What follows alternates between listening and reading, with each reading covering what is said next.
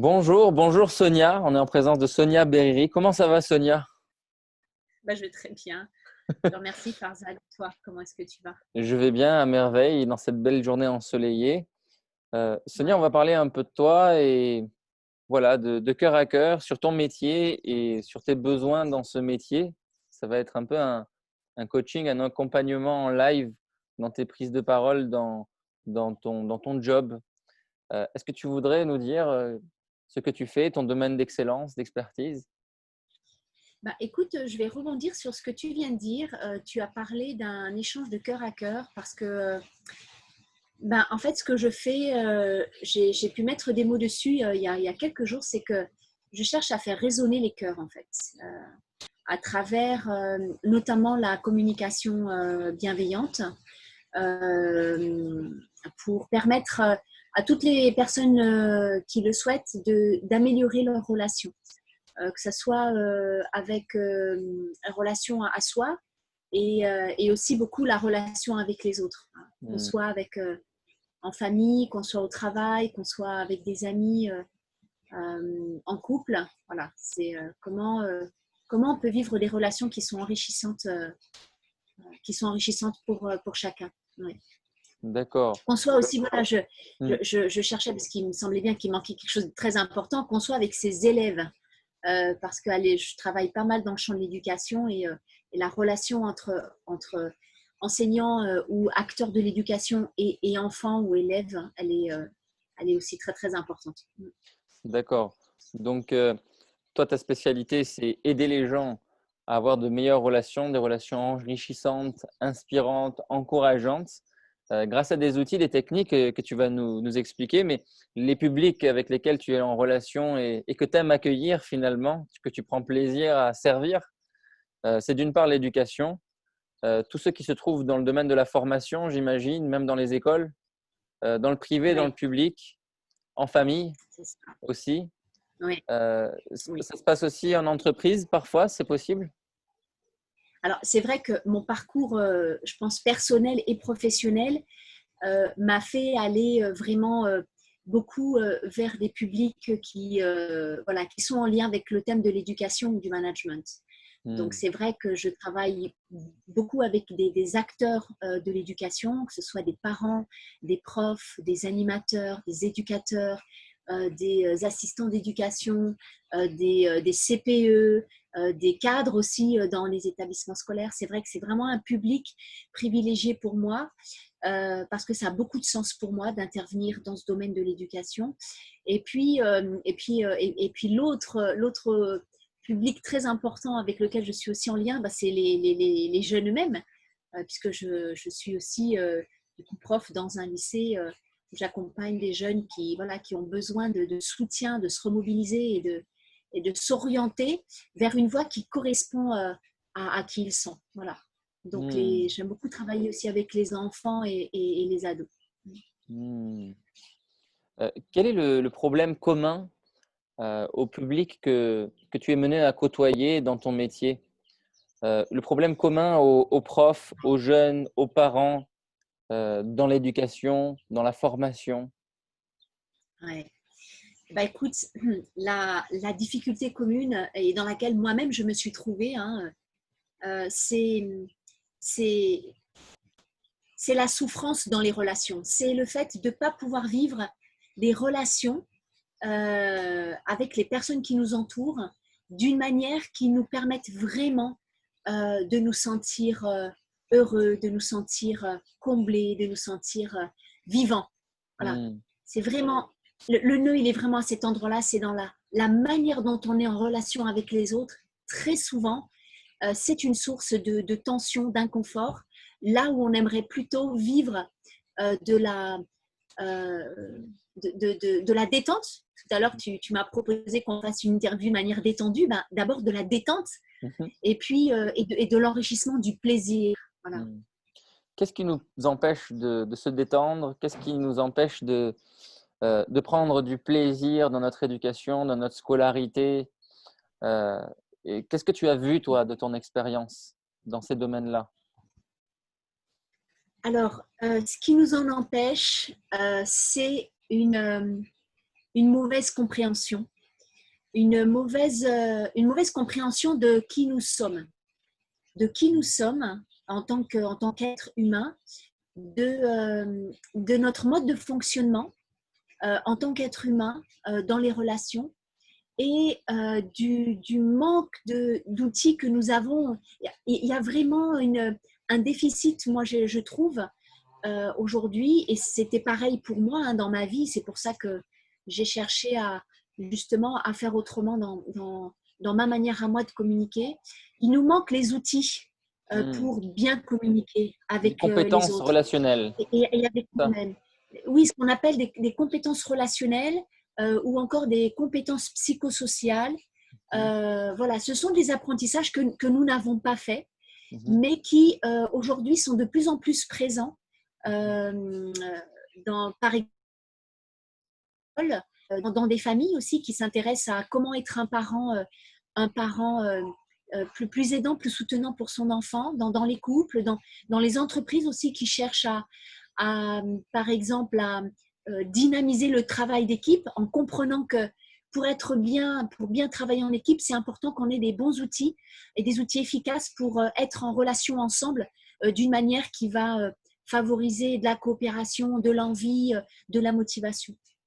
Oui, je comprends bien.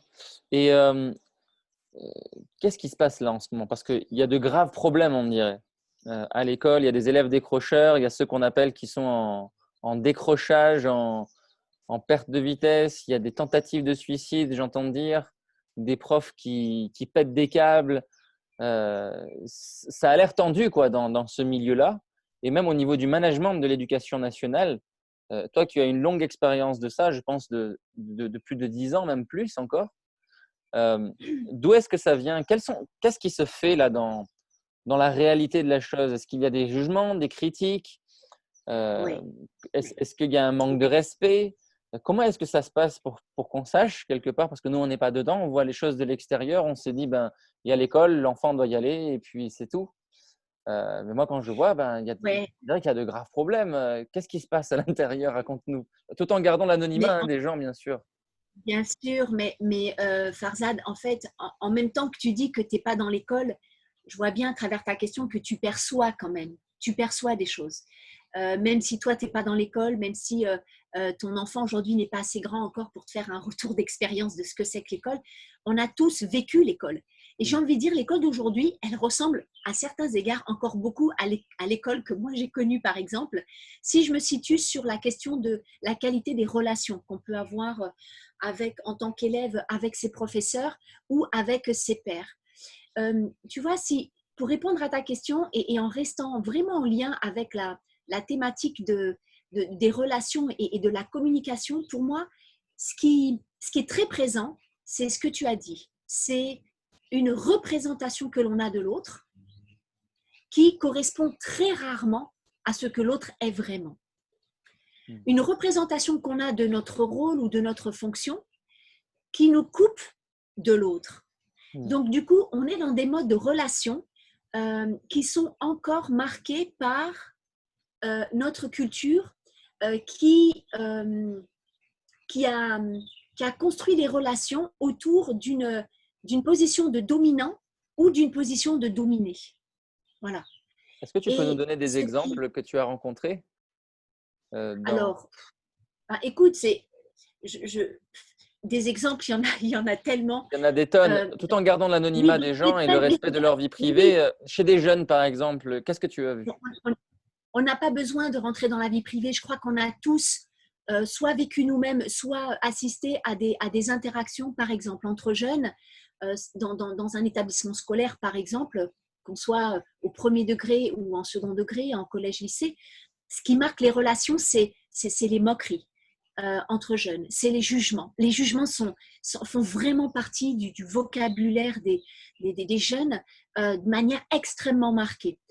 Quand tu es dans une famille, quand on voit la relation entre des frères et des sœurs, il y en a toujours un qui cherche à avoir le dessus sur l'autre.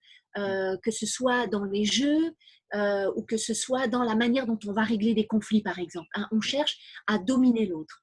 Dans la relation parent-enfant, ce qu'on trouve encore beaucoup, c'est la volonté pour le parent d'imposer à l'enfant un certain nombre de choses. Parce qu'on sait ce qui est bien pour lui, sans jamais prendre en compte ce que l'enfant peut vivre ou de quoi lui peut avoir besoin pour être bien. En milieu professionnel, les relations dominant-dominé vont beaucoup se trouver dans la relation entre un salarié et son supérieur hiérarchique. La manière dont le management aujourd'hui se manifeste, la manière dont un détenteur de l'autorité va exercer son autorité peut être marquée par de l'autoritarisme en fait, et pas par une dimension de prise en compte de chacun. L'autoritarisme, Et c'est de j'aimerais donner alors, des ordres, c'est ça? par exemple, c'est de donner des ordres sans prendre en compte l'autre, en fait. L'autoritariste, c'est celui qui pense qu'il sait, c'est celui qui est guidé, en fait, plus par l'envie d'atteindre un résultat qui va servir ses intérêts à lui, sans jamais prendre en compte le fait qu'en face de lui, il a un autre individu qui est aussi animé par des besoins et qui vont être complètement laissés de côté. Et puis, je voudrais terminer sur un autre aspect qui est extrêmement important dans le domaine relationnel, c'est la relation qu'on a avec nous-mêmes. On peut avoir avec nous-mêmes une relation extrêmement dure, extrêmement non bienveillante, quand on exige, par exemple, quand des parts de nous exigent de nous de faire un certain nombre de choses qui vont à l'encontre d'aspirations que nous sentons au fond de nous. Lorsque nous nous obligeons à faire des choses pour faire plaisir à l'autre, et bien là, on est aussi dans un système interne de domination de certaines parts de nous sur d'autres parts de nous qui aimeraient s'exprimer mais qui n'osent pas. Voilà quelques exemples des exemples concrets de la manière dont finalement cette culture de la relation dominant-dominé peut se manifester au quotidien dans On va nos dire espaces de il y vie. aurait un premier niveau, si je comprends bien, au niveau extérieur, de personne à personne, et un niveau plus profond. En soi-même, on a encore ces liens de dominant-dominé à travers nos désirs, nos peurs, qu'il faut aller chercher plus en profondeur. J'imagine que dans tes formations, il doit y avoir quelque chose qui part de la surface, de nos quotidiens, dans les relations, et qui rentre de plus en plus en profondeur pour voir qui nous sommes et pour voir comment est-ce qu'on peut avoir des relations plus saines, plus heureuses, plus encourageantes. Parce que j'ai jamais vu quelqu'un dans ce bas monde grandir parce qu'on l'a critiqué. Ceux Oui, mais qui c'est disent que la exactement ça. critique est constructrice, qu'il faut battre quelqu'un pour ensuite qu'il ait des résultats, je peux en témoigner pour ceux qui le veulent, ça ne marche pas. Ce qui Oui. marche, c'est la douceur, c'est l'affection, c'est le fait de voir quelle est la zone d'excellence de la personne, de l'inviter à se chercher, de lui autoriser de faire des erreurs, de l'écouter, de lui donner la place de s'exprimer. Et il y a des personnalités que quand on va leur donner des ordres, ils vont s'écraser, ils vont le faire, on va les applaudir, mais ce sera contre eux-mêmes. À un moment donné, ils vont péter un câble, ils vont fuguer, ils vont se suicider. Et d'autres qui sont un peu plus rebelles comme moi, qui face à un coup de boule, vont rendre un coup de boule. Et là, Ah ouais. c'est une escalade de violence. Donc, Et oui, c'est c'est des ça. choses que tu as dû vivre, toi, dans ton métier. Mais bien sûr. Alors, mais d'abord, Farzad, ce que j'ai envie de partager, c'est que tout ce que je transmets aujourd'hui dans mes formations, je le fais vraiment avec un esprit de partage et non pas de sachant vers quelqu'un qui serait ignorant. Un esprit de partage dans le sens où j'ai d'abord conscientisé énormément de choses sur ma propre manière d'être en relation, sur ma manière de fonctionner, sur les parts de moi qui étaient extrêmement dures et exigeantes envers moi et qui écrasaient d'autres parts de moi. J'ai vu et j'ai pris conscience de la manière dont je pouvais être maladroite sur ma communication quand je voulais faire passer un message, etc., etc. Donc, je suis vraiment partie de cette compréhension et de cette conscientisation sur mon propre fonctionnement et la mise en place de nouvelles manières de faire pour pouvoir accompagner d'autres personnes dans mes formations, poursuivre ce chemin. Parce que c'est un chemin qui a une saveur et qui est indicible. C'est une expérience à vivre. On pourrait en parler pendant des heures sans que jamais les personnes qui nous écoutent puissent sentir à quel point on peut se sentir vivant quand effectivement on communique avec bienveillance, Hmm. qu'on communique d'une manière non violente, une manière qui n'écrase pas, une manière qui ne nie pas l'autre, du verbe nier, une manière qui n'agresse pas, une manière qui n'oblige pas, une manière qui ne menace pas.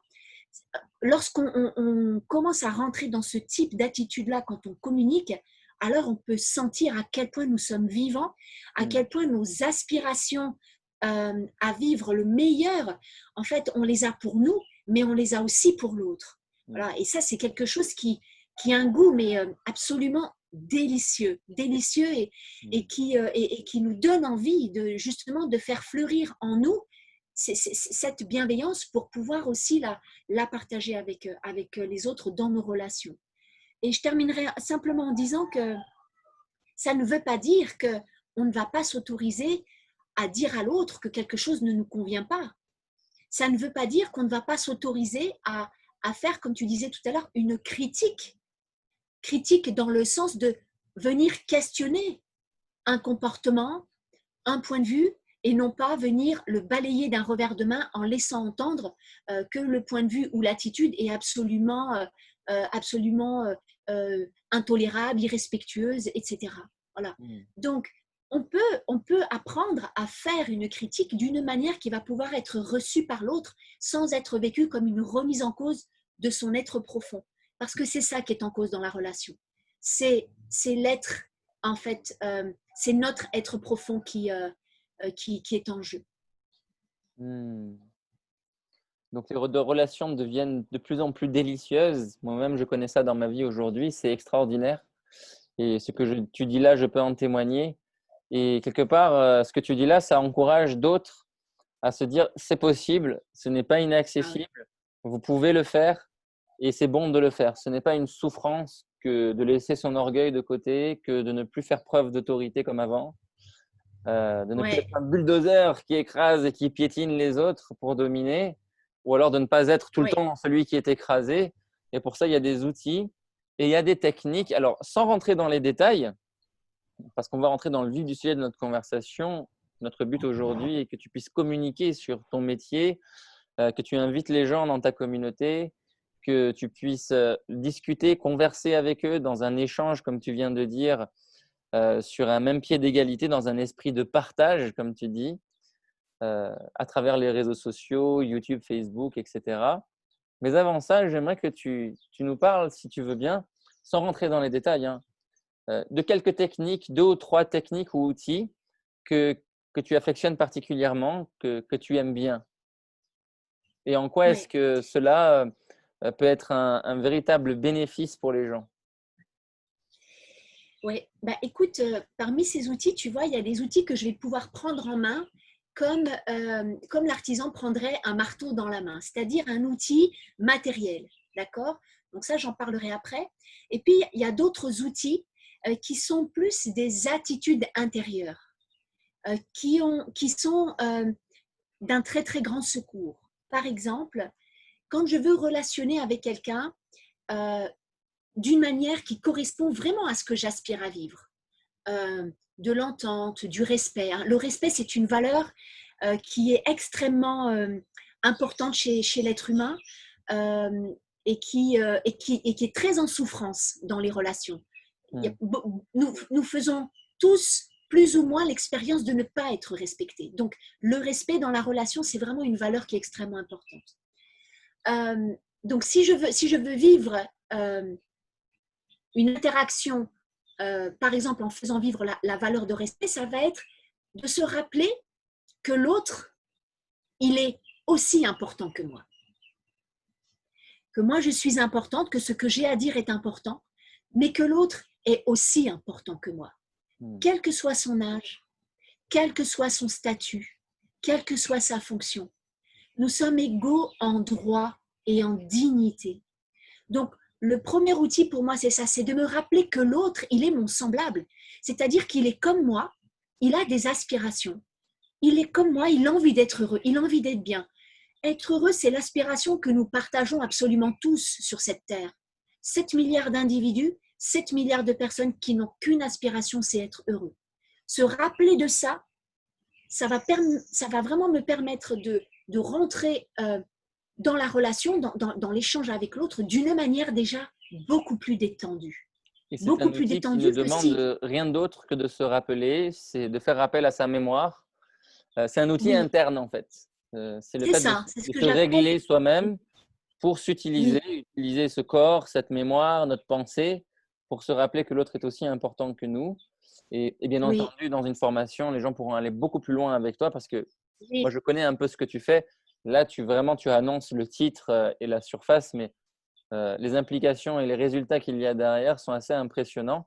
Il y a quand même un peu de travail. ouais, Faut se dire que voilà, faut oui, avoir une certaine attention. Il y a oui, des exercices à faire que tu proposes et je sais que dans la façon dont tu rassembles ta pédagogie, c'est très. Alors, moi, j'ai rarement vu ça. Je parle aux auditeurs, mais c'est vrai que c'est très carré. C'est très bien designé. Il y a un processus très clair, mais en même temps très travaillé. Tu y passes des heures et des heures. Et ça, j'ai envie de le dire parce que tu le dis rarement, mais j'ai envie de le ouais, dire quand j'ai vu les procédures en interne que tu as mis en place pour les exercices, pour que les gens fassent du pas à pas, que ce qui soit pas, qu'ils se fassent pas violence en faisant ça, et que petit à petit ils arrivent à un résultat. Je trouve ça assez impressionnant. Donc, outil interne, se rappeler, c'est un exemple. Outil externe, qu'est-ce ouais. qu'il y aurait par exemple? Tu vois, enfin, ça, ce que tu appelles outil interne, je vais utiliser d'autres mots qui vont peut-être parler aux personnes qui écouteront cette vidéo, Ah, dis-nous, dis-nous. c'est apprendre à changer son regard, en fait. C'est vraiment ça. C'est la clé. C'est la clé. C'est apprendre à changer son regard sur l'autre et aussi sur soi. Après, il y a des outils très concrets. Alors, quand je dis très concret, c'est toujours pareil. Hein, ce n'est pas des choses qu'on va prendre dans la main, mais c'est des habiletés qu'on va apprendre à développer petit à petit. Euh, dans, une, dans une situation de relation, en fait, on peut se trouver dans plusieurs cas de figure. Il y a le cas où la personne avec qui je suis et moi, on est émotionnellement, on est bien. On est bien, voilà, on est bien, on est content, on est heureux, on se sent bien. Si je suis dans une relation avec mon compagnon, mon chef, mon collègue, mon enfant, etc., eh ben, la communication bienveillante, qui s'appuie sur la communication non violente, hein, elle nous invite vraiment à pouvoir faire des messages à l'autre qu'on appelle des messages de reconnaissance. Alors, on va trouver un message comme remercier, par exemple, remercier quelqu'un pour quelque chose qu'il a fait pour nous. Je vois que tu as, si je parle à mon enfant, je vois que tu as pris l'initiative de mettre la table sans que je te le demande. J'ai vraiment beaucoup apprécié. Je te Hmm. remercie. Voilà, ça, tu vois, c'est un message de reconnaissance que l'autre a fait quelque chose pour contribuer à ce que moi je sois bien. Voilà, donc voilà un exemple. Après, il y a la situation relationnelle où moi, je ne suis pas bien parce que l'autre, il a un comportement qui me pose problème. Il fait quelque chose qui a un impact sur moi et qui fait que je ne me sens pas bien, qui va contre mon bien-être, en fait. Alors que ma seule aspiration, c'est d'être bien. Donc là, alors que l'autre, lui, il est plutôt bien, il n'a pas forcément conscience que moi, je suis dérangée par un comportement qu'il peut avoir. Alors là, je vais utiliser un outil qu'on appelle en communication non violente le message je. Donc, on va parler de nous. Au lieu de dire à l'autre, oui, tu laisses toujours traîner tes affaires, tu n'as vraiment qu'un respect pour moi, je suis tout le temps en train de ranger, j'en ai ras-le-bol. Voilà, au lieu en fait, de s'en prendre à l'autre, on va parler de soi.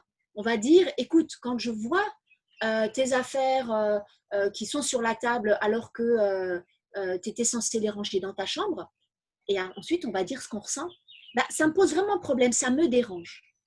Hein. Hmm. Plutôt que de balancer ce que l'on fait quotidiennement, un jugement, un reproche à l'autre, ouais, tu laisses toujours traîner tes affaires, tu n'as aucun respect pour personne.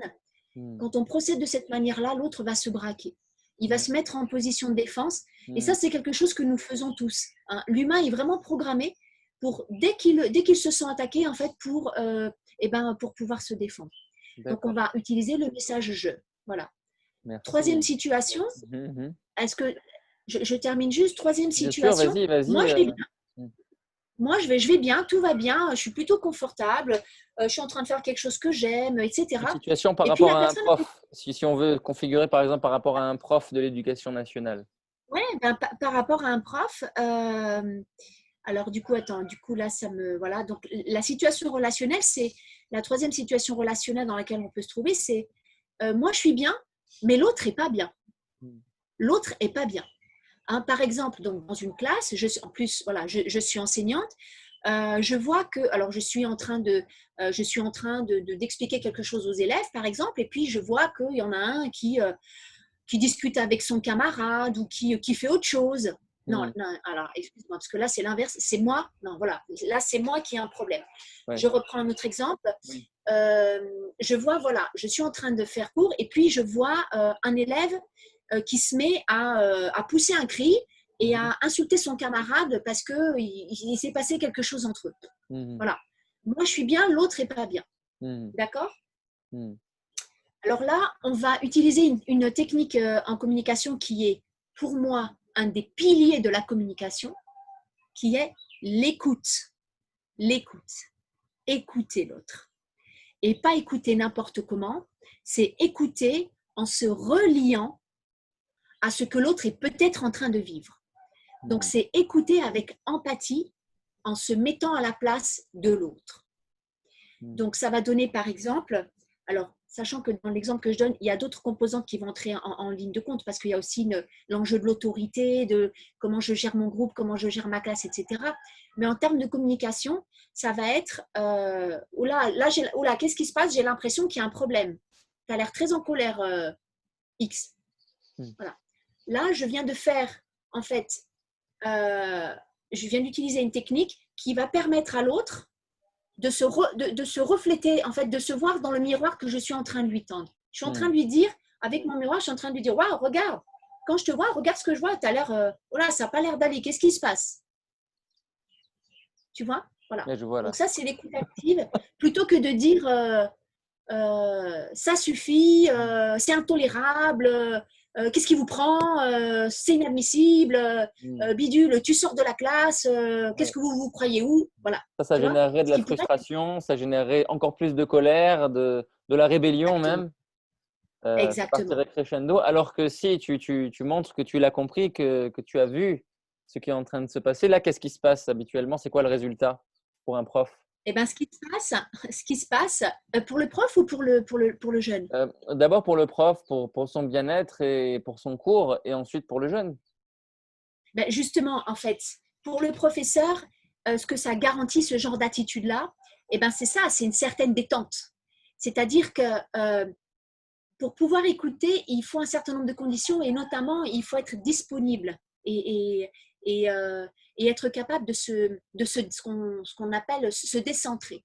Quitter en fait ma position pour aller comprendre quelle est la position de l'autre. Donc pour le professeur, c'est un gain d'énergie, d'accord? Plutôt que d'aller vers les deux jeunes qui sont en conflit, plutôt que d'y aller en mode reproche, en mode accusation, en mode critique, où là, c'est une dépense d'énergie monumentale pour la personne qui rentre dans le reproche, c'est un gain d'énergie. Voilà. Donc, je reste en fait avec une énergie qui va plutôt être tranquille et que je vais utiliser utilement en fait avec le jeune. Et pour le jeune, en tout cas moi, l'expérience que j'ai faite un nombre incalculable de fois, c'est que le jeune, il y a quelque chose qui se passe parce qu'il se sent en fait pris en compte. Et quand nous ne sommes pas bien, quelle que soit la situation que nous vivons, ce qui est le plus important pour nous à ce moment-là, c'est que quelqu'un quelque part puisse entendre que à l'intérieur ça va pas. Voilà. Donc et c'est l'écoute qui va me permettre c'est d'être entendu, d'être écouté, qui va me permettre justement de faire redescendre la pression. Donc chez le jeune, c'est ça qui va se produire. Alors ça ne veut pas dire qu'il va redescendre en un claquement de doigts en une seconde. Non, il va falloir derrière d'autres habiletés pour ramener le calme. Oui, D'accord? le problème ne sera pas Mais réglé sur le coup, mais au c'est moins, il y ça, aura moins de stress, il y aura un équilibre qui sera amené au niveau de la classe. La personne ne va pas continuer, peut-être qu'elle va s'autoriser à sortir de la classe par elle-même pour boire un verre d'eau et c'est ça. s'écouter, avoir une écoute envers elle-même. Et pour le professeur, bah, ça va être d'éviter l'épuisement professionnel, puisque C'est ça. beaucoup de gens n'y croient pas, hein, à l'épuisement professionnel des fonctionnaires de l'éducation publique, et ça existe. Ça va lui permettre de garder C'est son tout à fait. énergie, de rester positif, de pouvoir continuer son cours de montrer aux autres élèves, peut-être en image, c'est important ça, que je suis Oui, quelqu'un de sympa, je suis quelqu'un d'empathique, vous pouvez me faire confiance. Et il n'y a rien de mieux pour apprendre un cours que de savoir que la personne qui est en face de nous, qui nous enseigne, on peut lui faire confiance. absolument.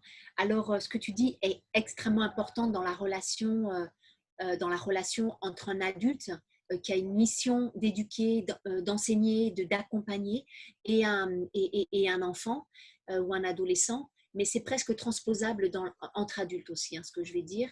Mais c'est effectivement de sentir que même si on fait quelque chose qui ne va pas dans le sens que tout le monde souhaite, on peut être respecté.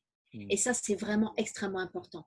Construire la confiance dans la relation, c'est possible si on a, encore une fois, du respect pour l'autre. Du respect, ça veut dire quoi? Ça ne veut pas dire qu'on va le laisser faire tout ce qu'il veut. Ça veut dire qu'on va se rappeler, encore une fois, qu'il est comme moi, que sa seule aspiration, c'est d'être bien. Il s'y prend peut-être super mal pour le dire, mais moi, justement, mon job, ça va être de lui apprendre à le dire d'une manière qui puisse être entendable. Et pour lui apprendre, ben, il va falloir que j'aille avec lui avec cette bienveillance-là. Oui. Juste une petite remarque, il ne s'agit pas d'être sympa. Il ne Mm. s'agit pas d'être sympa.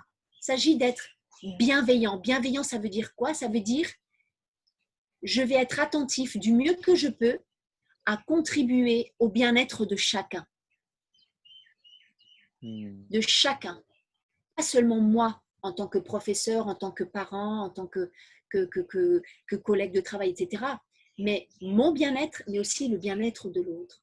Et quand on est dans une mission éducative, eh bien, il y a un véritable enjeu autour de cette bienveillance qui va aider effectivement le jeune, l'élève, ensuite à donner le meilleur de lui-même.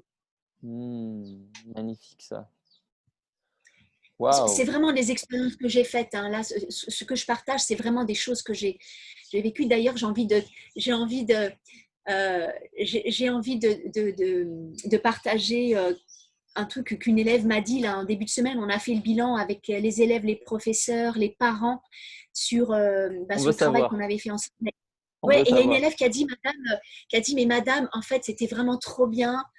C'était vraiment trop bien. En fait, avec les professeurs, c'était un peu comme des amis, mais, euh, mais tout en étant chacun à sa place. Et on vous respectait et on sentait que vous nous respectiez. Mhm. Alors, quand elle m'a dit ça, moi, j'ai mon cœur qui s'est ouvert. D'abord parce que ce feedback-là, pour moi, c'est un trésor, c'est précieux parce que là, c'est l'expérience qui parle.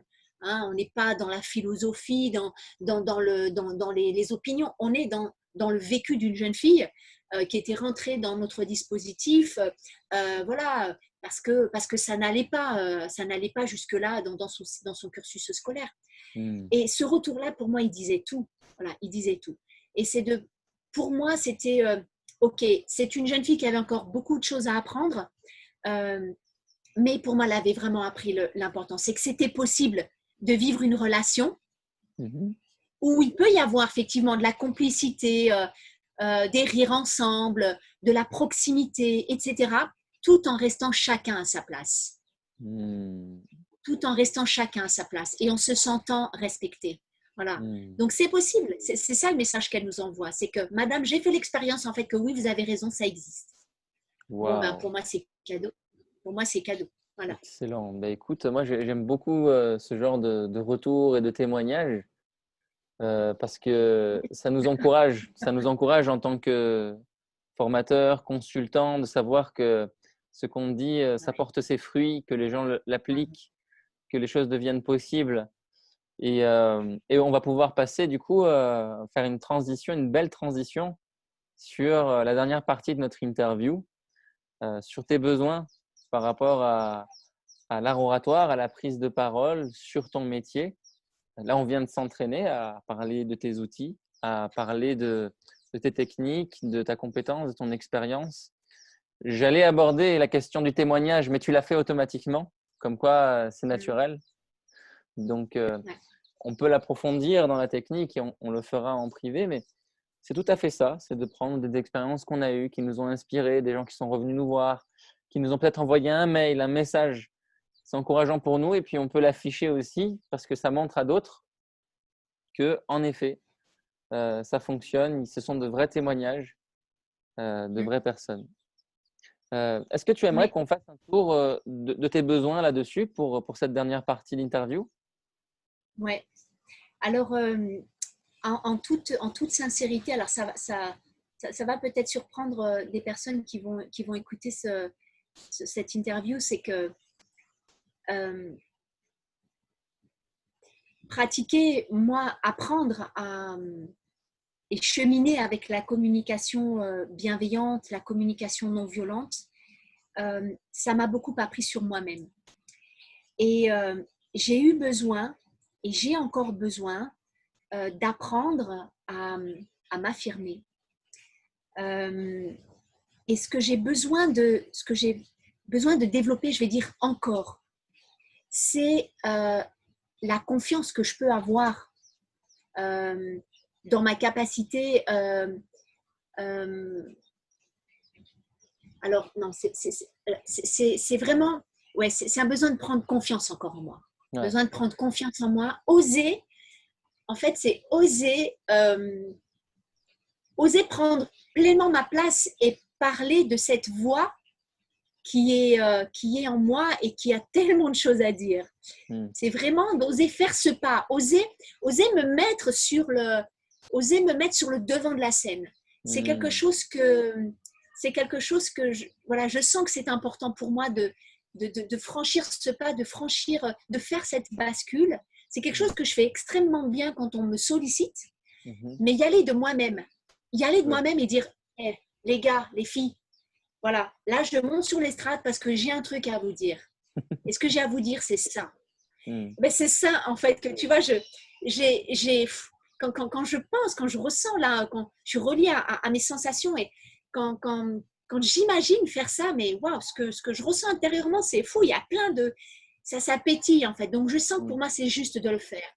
Sauf que jusqu'à maintenant, je reste encore un peu bloquée derrière des peurs, derrière voilà, la peur de prendre trop de place, la peur de parler trop, parce que c'est des choses qu'on me disait quand j'étais enfant, tu parles trop. Ah, mais ça, c'est quelque chose qui m'a fait, ça m'a fait l'effet d'un bâillon sur la bouche, alors que ce que j'ai à dire aujourd'hui, c'est quelque chose qui me fait vibrer parce que je le dis à partir d'un endroit où je me sens vivante. Donc aujourd'hui, j'ai envie d'enlever ce bâillon et de dire, ben non, tout ce que j'ai à dire, j'ai envie de le dire aux personnes qui sont comme moi et qui ont envie d'être vivants et de communiquer d'une manière qui est vivante. Donc voilà, donc ces peurs-là d'être jugées, voilà, elles m'ont encore un peu, elles m'ont laissé derrière l'obstacle en fait. Et aujourd'hui, j'ai qu'une envie maintenant, c'est de tout faire péter et de me dire, mais non, je sais qu'à un endroit, il y a voilà, ma place aujourd'hui, c'est pour transmettre ces messages-là. C'est ça, je l'ai compris. J'ai mis un peu de temps, mais je l'ai compris et je l'accepte. Et maintenant, bah, c'est juste de pouvoir monter sur l'estrade et dire, voilà ce que j'ai à vous dire. Et Oui. plus seulement répondre à des interviews. Voilà. Oui, l'idée, c'est que tu Ce sois que j'adore autonome. faire aussi, hein. Ben Ce que oui, mais j'adore faire aussi, c'est faire des challenges moins. Mais monter sur l'estrade et dire voilà ce que j'ai à vous dire, bah waouh, ça c'est un super challenge pour moi. Donc j'ai ouais, besoin de gagner un peu de confiance encore en. oui, pour que tu sois Voilà. autonome, que tu te filmes toi-même, que tu montes sur une estrade, que tu parles en public. Là, j'ai compris totalement tes besoins parce que c'est en relation avec de nombreux besoins de personnes extrêmement bienveillantes qui se sentent dans des situations où ils doivent vendre un service à un public ou Oui, présenter alors, un service ouais. à un public. Et en Oui, fait, voilà. Ouais. il y a ce côté d'auto-jugement qui se produit. Je parle trop, est-ce que je suis présentable, ceci, cela. Et puis, il y a un autre côté qui nous semble extrêmement violent, qui est le marketing, c'est-à-dire le fait de vouloir vendre quelque chose ou qu'il y ait quelque chose à vendre. Et pour cette fin d'interview, je vais un peu discuter avec toi là-dessus et te donner quelques clés qui vont pouvoir te servir à toi, mais aussi aux gens qui nous écoutent. Parce qu'en fait, en les mettant en pratique dans la semaine qui vient, tu vas tout de suite avoir des résultats. Donc, est-ce que tu es prête à les entendre? Est-ce que tu es Ouais, disposée? oui, D'accord. complètement. C'est pour ça que, c'est pour ça que, ouais, c'est pour ça qu'on a un truc à faire ensemble. C'est clair, c'est ça que toi, effectivement, que je suis venue chercher avec toi. Ouais, je Alors, t'écoute. moi, mon parcours, pour te donner un peu pourquoi est-ce que je suis la bonne personne pour te dire ça, je fais partie de ceux qui sont nés dans une famille d'entrepreneurs et qui ont commencé à vendre très tôt. J'ai fait ma première reprise d'entreprise avec mon père à l'âge de 13 ans. Je l'ai accompagné dans ses négociations commerciales depuis l'âge de 4 ans. Et quand moi-même j'ai créé des entreprises pour vendre, j'avais toujours pas terminé mes études, que j'avais déjà 2 salariés. En fait, je me rends compte qu'aujourd'hui, et après coup, que la relation que j'avais au monde était une relation d'intérêt, une relation qui voyait l'autre comme un client. Et il fallait lui vendre. Bien entendu, avec bienveillance, avec le sourire du bon commerçant, mais je ne voyais pas l'autre. Et la vie a fait que j'ai pu rencontrer des gens comme toi, des aventures qui m'ont enseigné qu'on pouvait vivre au-delà des intérêts. Et quand on vit au-delà des intérêts, le commerce n'a plus le même goût, la même saveur. On n'est plus excité par le chiffre qu'on va faire demain, par la signature de tel ou tel client, par le prestige, par l'image qu'on pourrait avoir dans la société d'avoir ceci ou cela. En fait, notre plaisir est tout de suite lié à ce qu'on peut donner. Et quand on n'est que là-dedans, on donne, et parfois on oublie de signer, de faire signer la facture. Oui. Et donc, Ah oui, oui, j'ai vécu les deux ça, je peux en versants. témoigner. Et c'est pour ça que je suis la bonne personne pour faire ça. Et en fait, il ne faut pas avoir honte de dire je suis la bonne personne dans un premier temps. Et de montrer sa crédibilité, son audace et sa confiance par rapport à ce qu'on a vécu. Donc, je t'invite à aller chercher dans ton expérience des éléments qui prouvent que tu es la bonne personne. Et tu vas les écrire et tu vas écrire ce discours. Parce que oui, moi je le sais de mon côté, un peu plus dans les détails que le public qui nous entend là, ce que tu as vécu dans l'éducation nationale, comment tu l'as transformé, ce que tu en fais aujourd'hui et comment tu invites les autres à le transformer pour eux-mêmes dans leur vie. Et ça mérite d'être raconté. Et c'est un grand élément de crédibilité et de confiance en soi et d'audace. Donc je t'invite à écrire ces discours. C'est clair? Alors, oui, oui, c'est clair. Et puis, juste, je me permets un petit rebond parce que là, tu as utilisé un mot qui a une forte résonance en moi. Et oui, j'ai besoin d'audace. C'est exactement ça. J'ai parlé de mon besoin de confiance encore à nourrir, mais le besoin d'audace, c'est celui qui me parle le plus. Mm, C'est vraiment cette idée de monter sur mm, l'estrade, c'est vas-y, ose y aller, c'est mm. l'audace. Ouais. Donc, si à un Merci moment donné, il de. y a une pensée qui, je t'en prie, je suis là pour ça. S'il y a une pensée qui te traverse l'esprit et qui te dit, ben non, ce serait pas bon, les gens te critiqueront, tu la regardes, tu l'écoutes pas et tu continues. Pour moi, c'est ça l'audace. Tu regardes ce qui veut te convaincre de ne pas le faire, de procrastiner, de laisser de côté, de faire demain, et tu le fais quand même. À un moment ou à un autre, tu vas tomber sur quelqu'un qui va te dire c'est nul, qui va te dire c'est mauvais, qui va te dire c'est ceci, cela. Mais le jour où ça va arriver, je ne te promets rien, mais 9 fois sur 10, c'est ce qui arrive, tu seras prêt à l'accueillir. Tu seras tout à fait prête à l'accueillir. Ne serait-ce qu'il y a un mois de ça, il y a quelqu'un qui a envoyé sur mon YouTube, euh, c'est nul, nul, nul à chier, sur l'une des principales vidéos de ma chaîne. Et j'étais tout à fait prêt à l'accueillir. Mais le jour où j'ai commencé tout ça, je n'étais pas prêt. Mais le jour où j'ai commencé, comme je n'étais pas prêt, je me disais, je ne vais jamais commencer. Je ne vais jamais le faire. Je ne vais jamais oser. Parce qu'un jour, on va me critiquer. Il faut se dire quelque chose. De toute façon, on ne peut pas plaire à tout le monde. Et on sera critiqué un jour ou l'autre. Et force est de constater que si on tient bon, si on continue à être bienveillant avec les techniques que tu as et que moi-même j'ai utilisées, que tu m'as enseignées, eh ben, les gens qui te critiquent aujourd'hui seront tes plus fidèles fans demain. Je prends l'exemple de mon beau-père aujourd'hui qui regarde mes vidéos, qui commente sur Facebook depuis l'île Maurice et qui, à travers ma compagne, j'ai entendu dire que tu sais quoi, mon père a rencontré que tu étais super bien, tu étais super intelligent, tu avais fait une vidéo qu'il avait retournée. Et je lui dis, mais à qui est-ce qu'il en a parlé? C'est quelqu'un qui parle à personne. Il dit, il l'a confié à maman et elle m'a répété. Donc, ou alors la personne qui m'avait insulté sur YouTube Après, on a discuté, on a conversé. Et puis, je l'ai invité dans le groupe Facebook. Et puis, on est devenus amis. Donc, en fait, les choses ne sont pas figées dans les relations qu'on a. Et toi-même, tu le sais, quelqu'un qui nous critique aujourd'hui peut très bien nous soutenir demain. Donc, il n'y a aucune peur à avoir. Il faut oser. Et quand on va oser, on Oui, va autoriser ces gens-là à peut-être nous rejoindre et à se mettre main dans la main pour transformer nos vies ensemble. On en a besoin de ça.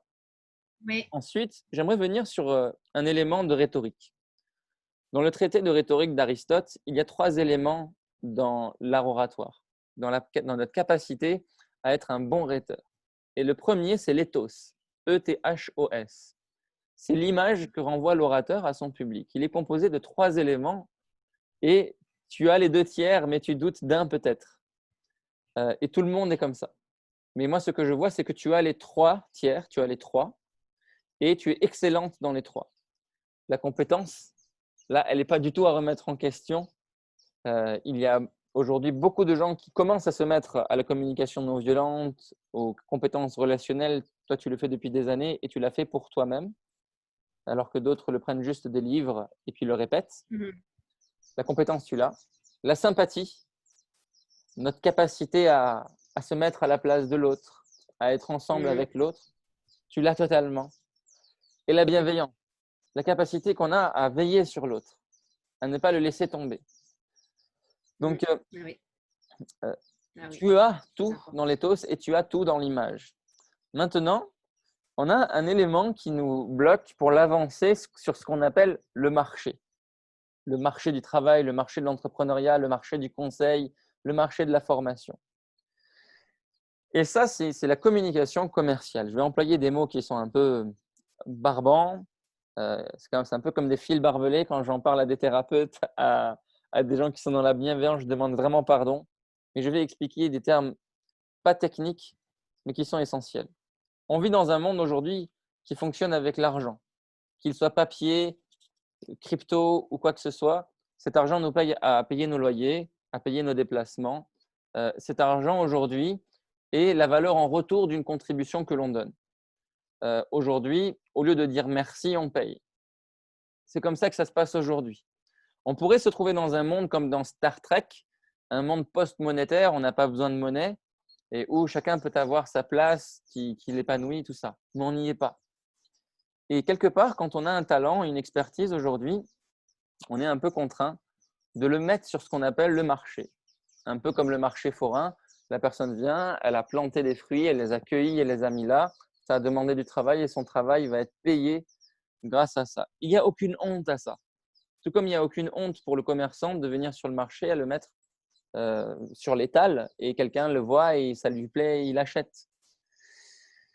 Ce qui nous dérange, c'est autre chose. Et j'aimerais en parler ici, là, qu'on soit clair. Ce qui nous dérange, c'est d'être dans une posture où on serait en train de forcer l'autre à acheter. Et, et là, j'aimerais revenir sur beaucoup de choses qui se passent dans le domaine du coaching, de la formation, des infoproduits et de la publicité, de la communication au sens global. Il y a quelque chose aujourd'hui qui nous saoule tous. C'est qu'on vient de nous faire une pub alors qu'on ne l'a pas demandé. C'est qu'on vient de nous proposer quelque chose qui nous dise achète, achète, achète, moi je vends, moi je vends, moi je vends. Ce qu'on n'aime pas, c'est comme un appel que j'ai reçu il y a une semaine qui m'a proposé un rendez-vous téléphonique d'1 heure pour me dire on va se rencontrer entre humains et qu'à la fin on vient de me proposer quelque chose à vendre. On n'aime pas ça. On n'aime pas qu'on nous invite dans des groupes en nous disant il y a une conférence gratuite, il y a ceci qui est offert et qu'à la fin on nous vende quelque chose. Ce qu'on aime aujourd'hui, c'est qu'on soit clair avec nous et qu'on ait un marketing transparent. Et c'est ça que je mets sur la table aujourd'hui. C'est quoi le marketing transparent? C'est de dire, écoutez les amis, je suis formateur, je suis consultant en prise de parole et je vends des services. Vous voulez en savoir plus, il y a mon site internet. C'est de dire, si j'offre une conférence gratuitement, eh ben, vous pouvez aussi aller sur mon site. C'est dire, si je vous invite dans une aventure, il est possible que je vous propose quelque chose à vendre. Mais ce n'est pas de duper les gens. D'accord? D'une part. Ensuite, pour le rendre cette marketing-là plus doux, c'est de poster, de publier régulièrement des informations qui donnent des clés aux gens. comme tu viens de faire là, le cœur à cœur ouvert, sans rien demander en retour, et il suffit de pas grand-chose, c'est-à-dire juste le lien de ton site, de ta page, en dessous de cette vidéo, les gens sont intelligents, les gens vont aller cliquer, ils vont aller chercher sur toi. Et ce sont ceux qui sont vraiment intéressés par ce que tu proposes qui vont faire cette recherche, te trouver, t'appeler et commencer une aventure avec toi. Moi-même, pendant longtemps, je pensais qu'il fallait forcer les gens, qu'il fallait créer de grosses bannières, qu'il fallait faire un marketing un peu agressif. Et parfois, de temps en temps, je le tente, je le teste, cette chose-là, et ça ne marche pas, ça ne marche plus. Tout le monde en a assez.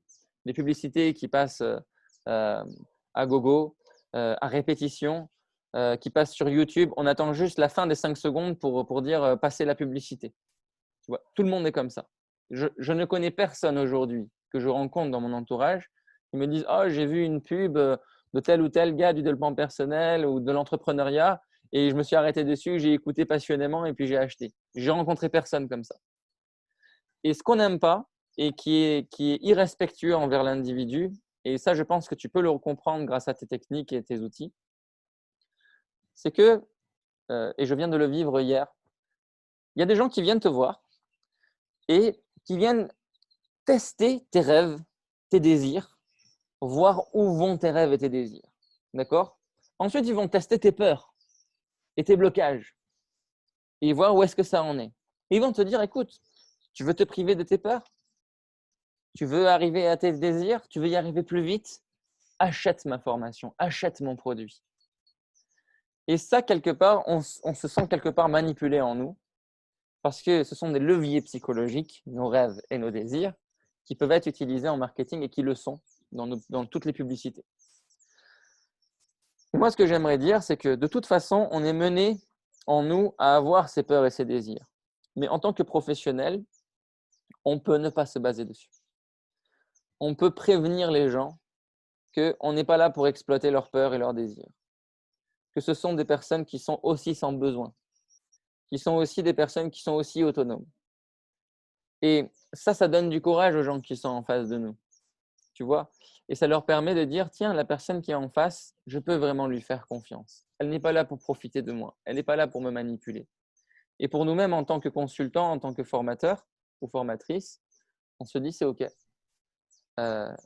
J'ai proposé quelque chose, j'ai fait une vidéo hebdomadaire, je l'ai donnée, et ceux qui seront intéressés, ils viendront de toute façon.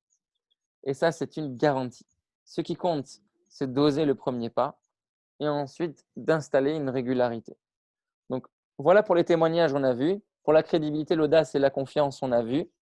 Pour le côté marketing, on a vu. Et maintenant, j'aimerais te proposer pour la semaine qui vient ou les 15 jours qui viennent, de calibrer, selon ce qui est respectueux envers toi-même, un planning d'action qui serait en accord avec toi-même. Est-ce que tu serais d'accord avec ça? Oui, bien sûr. D'accord. C'est ce que je fais quand même un peu. Hein. Je pense que je peux aller encore un peu plus loin et c'était d'ailleurs un peu mon intention là, de ces jours-ci, d'aller un peu plus loin dans la précision. Mais oui, bien sûr, je suis partante. Superbe. Alors, ben là, je te propose de voir, tu te fais une primo-liste dans tes tâches. Ce que j'appelle la primo-liste, c'est une feuille de papier que tu as en face de toi et tu commences à écrire le contact ou le nom, juste le nom des personnes les plus bienveillantes envers toi, celles qui t'écoutent, celles qui te suivent depuis quelques années. Tu écris leur nom comme ça. D'accord? Ensuite, tu iras chercher leur contact et tu leur informeras de quelque chose. Tu pourras leur informer d'un rendez-vous hebdomadaire ou tous les 15 jours. Qu'est-ce que tu préfères, toi, par exemple? Parler aux gens toutes les semaines ou tous les 15 jours? Là, comme ça, à chaud, par rapport à plutôt tous les 15 jours. Tous les 15 jours.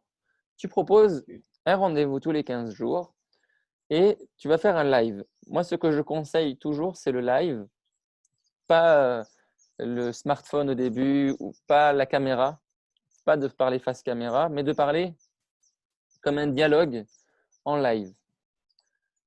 Et de laisser tourner la caméra pendant 1 heure, de laisser tourner le live pendant 1 heure, pendant 3/4 d'heure, pendant 30 minutes, pendant un délai qui te semble confortable et où tu as le temps de dire des choses aussi. Quelle serait cette durée qui serait confortable pour toi aujourd'hui? Bah, pour commencer, 30 minutes, ce serait pas mal. 30 minutes. Donc, 30 minutes tous les 15 jours, tu donnes un rendez-vous à ton réseau et euh, toutes les semaines, tu vas pouvoir informer les personnes de ce qui peut se passer dans ce live. Tu ne vas pas tout dessiner exactement comment ça va se passer, mais tu vas les informer. C'est-à-dire tu vas faire une publication, envoyer une image, un texte, quelque chose d'inspirant, un outil que toi-même que tu as rencontré, qui a changé ta vie et que tu utilises aujourd'hui dans ton métier. Et tu vas l'envoyer sur Facebook, sur les réseaux sociaux que tu l'as. Donc là, aujourd'hui, tu as peut-être Facebook, tu as peut-être Instagram. Je ne sais pas si tu as Twitter. Non, tu n'as pas. Donc, tu peux noter, créer une page Facebook. Ça se fait Ça, j'ai. voilà. Euh, Créer un compte Instagram, par exemple. C'est plus sur l'image. Instagram, c'est le visuel. Donc, tu peux écrire tes propres citations ou des citations d'autres personnes que tu as rencontrées dans ta littérature. YouTube, un compte YouTube. Je t'invite à le faire vivement. YouTube est un bon réseau social. Et chaque semaine, tu te sentirais confortable pour envoyer combien de fois par semaine une information? Une fois par semaine, 2 fois par semaine, 3 publications par semaine, Je sais pas, peut-être 3, oui. peut-être 3. Je, je t'invite à poser 3 jours avec une heure précise, une demi-heure, un petit 20 minutes, un quart d'heure, une demi-heure, où tu vas te poser pour faire cette publication. Je t'invite à le faire, prends le temps. 3 jours dans la semaine pour 3 publications. Et pour te faciliter la tâche, je vais te donner une astuce. Tu vas publier sur le réseau social où tu es le plus confortable. Sur lequel est-ce que tu te sens le plus confortable, par exemple? Ou Ben, tu as c'est l'habitude? le seul que j'utilise pour l'instant, c'est Facebook, hein. C'est Facebook. Tu publies en premier lieu sur Facebook, d'accord, ce que tu as publié. Et ensuite, tu fais un copier-coller sur les autres. Sur Insta, sur LinkedIn. Moi, par exemple, mon premier réseau social où j'ai plus de 5000 contacts, c'est LinkedIn, un réseau professionnel. Et tous mes clients, ben, je parle d'eux dans ce réseau-là. C'est un réseau professionnel, de professionnel à professionnel. Ensuite, je prends souvent les publications que j'ai faites, je les mets sur Facebook, je les mets et j'en parle sur YouTube, par exemple.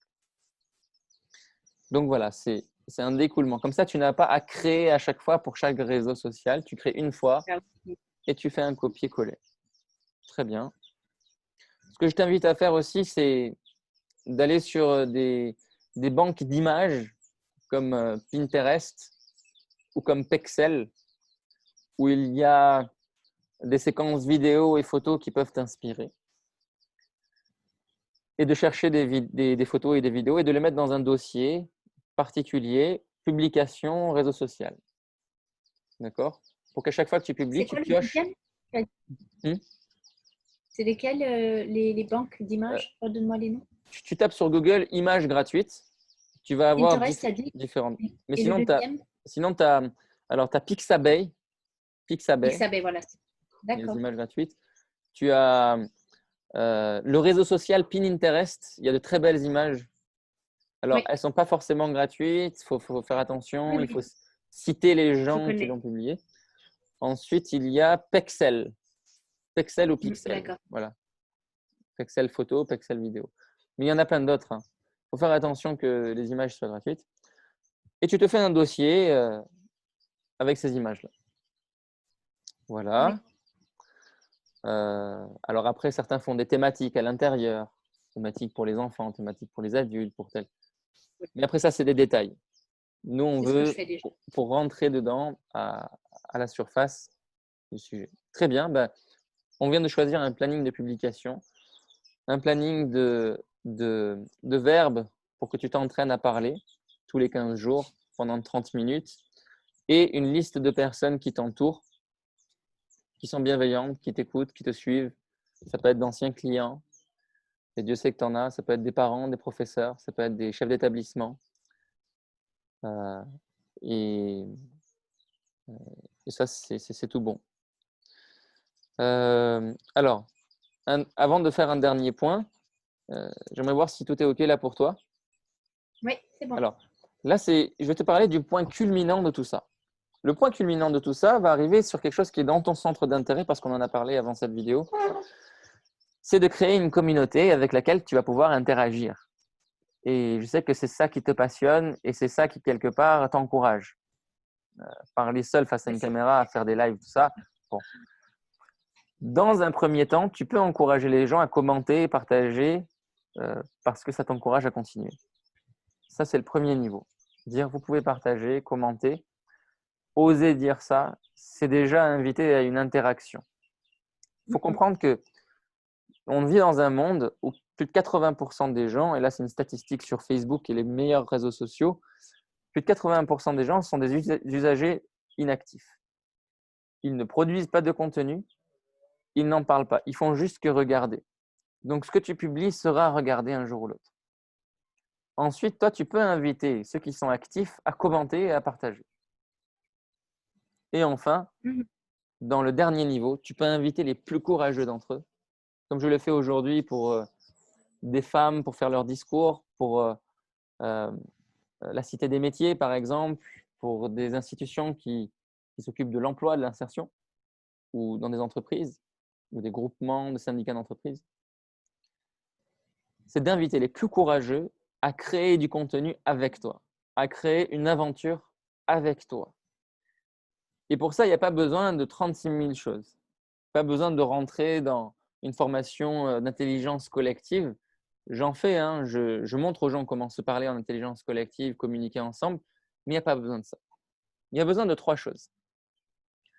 Un but, voilà vers où on va aller, qui soit assez général pour que la plupart des gens s'y voient et s'y sentent invités.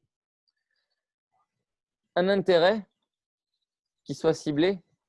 Voilà, vous êtes professeur, vous êtes étudiant, vous êtes jeune, vous êtes dans ces situations-là et vous avez le courage de venir participer à ce groupe d'intelligence collective, à échanger avec moi, à créer ensemble, venez. Donc, ces 2 éléments-là. Et enfin, quelque chose avec lequel la personne va repartir. D'accord? Alors, là, il faut faire bien attention parce que c'est un échange d'humain à humain. Et pour pas que les gens se sentent manipulés, il faut bien dire ce que vous allez apporter. Parce que vous faites partie des plus courageux, vous allez créer du contenu. Ça va être du temps que vous allez mobiliser. Ça va être ces éléments, ces compétences que vous allez faire, des recherches sur Internet, des expériences que vous allez raconter. Et voilà ce que vous allez en retirer à la sortie de ça. Très bien. Maintenant, je te parlais du sujet le plus touchy par rapport à ça. Je te dis, hein, c'est le point culminant. Tu n'es pas obligé d'y venir tout de suite. Ça peut être dans 3 semaines, dans 1 mois, dans 2 mois. Le temps qui est le plus confortable pour toi. Ça viendra. Alors, le sujet le plus touchy, c'est est-ce qu'on fait payer ça ou alors est-ce que c'est gratos? Ou alors est-ce qu'on le fait gratos pour faire payer quelque chose demain? Voilà, j'ai tout dit. Ça fait du bien de le dire quand même. Alors, c'est de voir qu'est-ce qui est le plus confortable pour toi. Moi, ce que je conseille, c'est que voir ce qui est le plus confortable pour soi et tout dire à notre public. Être le plus transparent possible. Si on fait rentrer des gens dans quelque chose qui est lié à une recherche scientifique et qu'on est mené à un moment donné, alors vendre quelque chose, ils se sentiront trahis. D'accord? Donc, il faut tout de suite dire, dès leur entrée, vous allez rentrer là, c'est gratuit. À la fin, il vous sera proposé quelque chose. Ou pendant que vous êtes là, il vous sera proposé une offre. Il faut le dire. Et il faut être clair avec ça. Si on n'est pas clair avec ça, ben, on va avoir des problèmes. Il y en a, ils sont OK pour avoir des problèmes. Il n'y a pas de conscience professionnelle ou de bienveillance envers l'autre. Ils pensent au chiffre d'affaires, ils sont dans la logique commerciale. Et pour d'autres, ça pose un problème éthique. Et je pense que tu fais partie de ceux pour qui l'éthique est très important. Mm. L'éthique est très important pour toi. Donc, j'aimerais te poser une question. Qu'est-ce qui serait le plus confortable pour toi, en premier lieu, dans un groupe d'intelligence collective, dans un groupe que tu aimerais fédérer autour de ta discipline et de ton expertise, de ta zone d'excellence? Est-ce que tu ferais payer les gens ou est-ce que ce serait gratuit pour eux? Alors, Parce que pour dans toi, ça va cette, être du temps aussi. Hein. Faut considérer que c'est du temps, c'est de la compétence, c'est de traiter les demandes qui sont à l'intérieur. Ça. alors, je ne sais pas exactement à quoi ça correspond, ce que tu proposes, mais de ce que je comprends, c'est une communauté qui co-construit. Donc, oui, pour moi, ce serait gratuit. D'accord. Pour toi, ce serait gratuit. C'est toi qui fédère, c'est toi qui le lance. Est-ce qu'à un moment donné, le fait que tu aies lancé ça, tu serais mené à vendre quelque chose à l'intérieur ou pas du tout?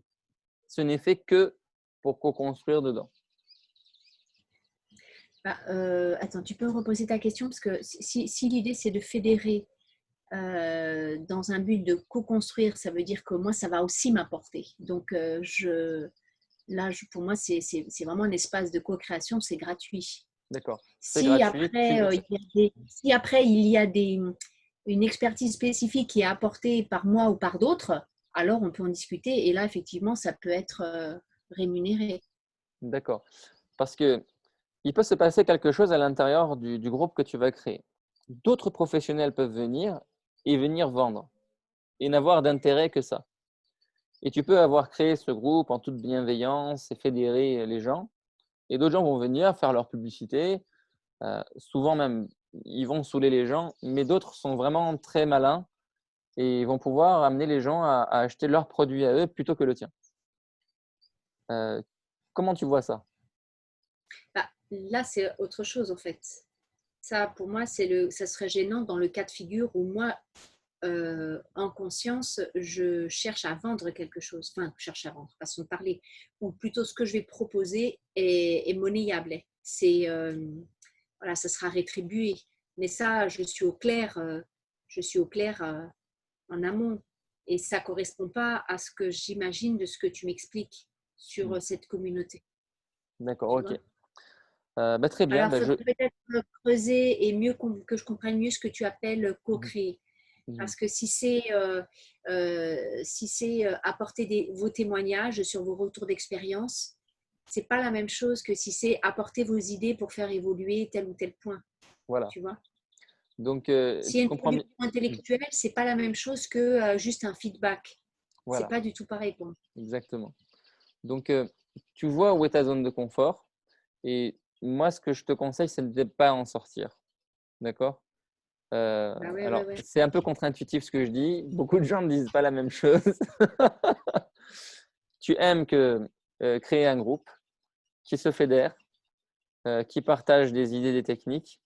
Tu ne veux pas forcément qu'il y ait de la publicité dedans, euh, ni de toi, ni d'autres gens. Et ça va être de discuter pour améliorer les pratiques, pour que certains viennent demander des conseils, se poser des questions et échanger. Alors là, ce que tu peux faire, c'est un groupe Facebook, par exemple, ou un groupe Discord. Tu peux créer ça et inviter les gens à l'intérieur de ça. Groupe Facebook, groupe Discord, c'est des groupes qui sont plus ou moins fermés selon ce que tu décides. Il y a des règles dans ce groupe que tu vas devoir mettre. Donc, tu réfléchis à une charte. Par exemple, ne pas faire de publicité ou faire de la publicité. Par Ah exemple, ouais. poser des questions, s'entraider.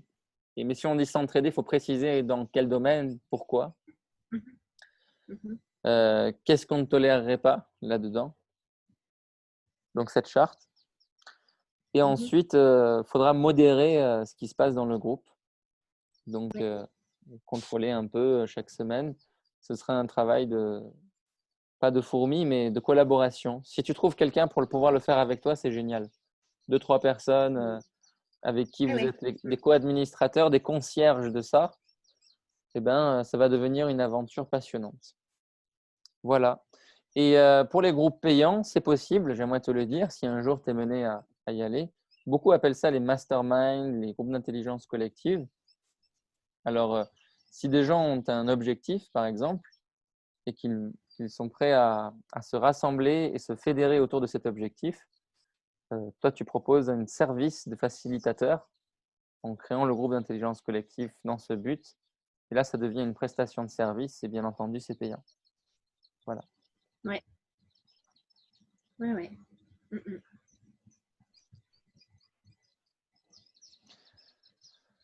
Okay. Voilà. Et alors, on a tout vu. Alors, il y aura d'autres techniques que je vais te donner plus tard hein, quand on se verra ensemble. Mais voilà, on a terminé tous les deux cet échange de cœur à cœur. Si tu as des choses, sinon on peut se dire au revoir et voir pour la prochaine. Ben, écoute, merci parce que du coup, je vois bien dans cette interview, il y avait vraiment de la place pour chacun, à la fois ce que moi j'apporte, ce que j'ai envie d'apporter, et aussi ce que toi tu apportes, et ce que tu peux apporter aussi à d'autres personnes comme moi. Donc, du coup, ouais, j'aurais à cœur aussi de pouvoir partager ça, comme prévu sur ma page Facebook voilà, pour qu'on puisse voir ce que ça, voilà, ce que j'ai trouvé ça super enrichissant en fait. Oui, vraiment. Cette manière de... Non, non, mais tu vois, je savais pas trop comment ça allait se dérouler et je vois bien le donner-recevoir. Donc, j'apprécie beaucoup. Ouais. Voilà, voilà. Merci Merci bien. Farzad. Prends soin de toi et à Toi bientôt. aussi. À bientôt.